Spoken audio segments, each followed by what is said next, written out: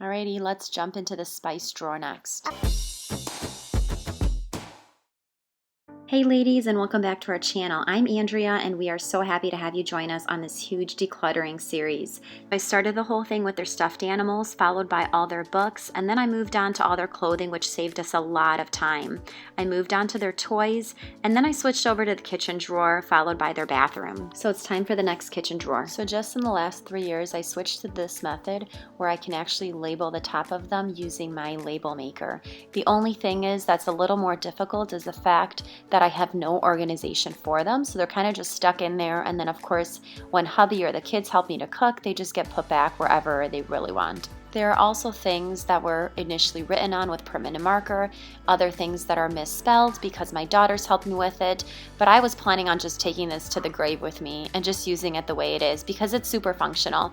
But my wonderful husband decided to surprise me and get me matching jars with stickers for each one. So I am super excited to tackle this project because it's really something that I probably would not have gotten on my own. So I took most of them out, or at least the ones that I needed to move into a different and new container. I kept the mason jars in the back because they just fit really well back there. It definitely took a lot of time to fill them in and to match them up with the right sticker, but fortunately it did come with a really flexible funnel, so they were super easy to fill. So the nice thing about it is the stickers were really easy to put on, but unfortunately some of the labels that didn't come with the jars I had to write by hand. But at least in the end they'll all be the same, and I'll be able to organize it so that everyone can put them back in the right spot. I initially considered alphabetizing, but I thought that was a little bit too much. I didn't really want anyone to sit there and figure out which part of the alphabet does it go back to. So I decided to actually organize them based on how much we use them. So the ones that we use frequently, like the salts, peppers, garlic, and onion, things like that, are all the way in the front. And then I kind of grouped them more by color to make it a little easier. So I kind of did a green section next,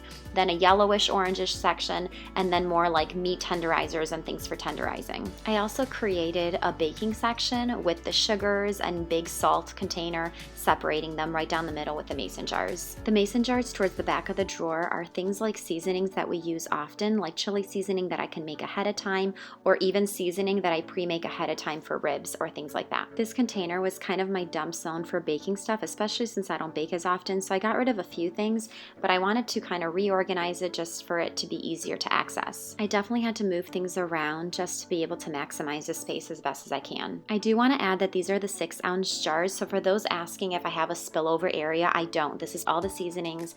If you go with the 4-ounce jars, you'll definitely be dealing more with the spillover section. I really just wanted everything in one section, so I love the fact that he ordered the 6-ounce ones. Notice not all of them are the same. There was a few that I did not have extra jars for, so I ended up keeping like the old ones that come from Target that actually come in a glass jar. And yes, the powdered sugar is still misspelled, and actually it brings a smile to my face every single time I open this drawer. I love the fact that my kids were able to help me with it, even once we switched to these new jars. I was only able to get rid of 4 things from this drawer, and that's totally okay because I cook all the time, so I know I use all these seasonings. As I already mentioned before, I had several piles of donation things accumulating around the house.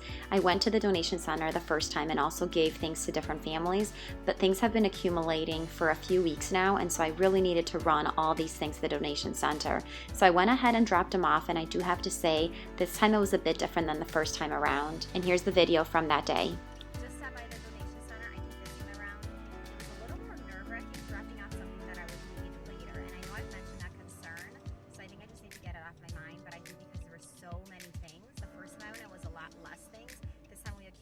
Piles and piles in the mudroom and in different areas of the house. This was a big donation. So as I was like unloading, taking them in, I just felt, what if there's things in here that I need? So of course that fear came on.